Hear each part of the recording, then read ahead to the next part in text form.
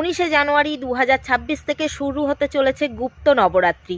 নবরাত্রিতে পূজা করে আপনি যে লাভ পাবেন তার থেকে 10 গুণ লাভ পাবেন এই গুপ্ত নবরাত্রিতে যদি আপনি পূজা করে থাকেন।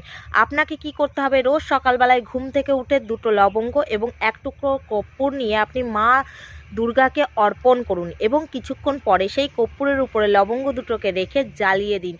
দীর্ঘ বছর হয়ে গেছে যে মনের ইচ্ছা আপনার পূর্ণ হয়নি, অথবা যে কাজ করতে চেয়েছিলেন সেই কাজ হয়নি, সেই কাজও দেখবেন আপনার হবে। এছাড়া আপনি কি করবেন, এই গুপ্ত নবরাত্রিতে অবশ্যই গুপ্ত দান করুন।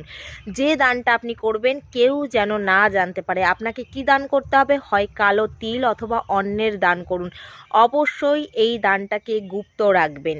দেখবেন যে দান আগে করেছেন তার 10 গুণ লাভ আপনি এই গুপ্ত নবরাত্রিতে দান করার ফলে পাবেন।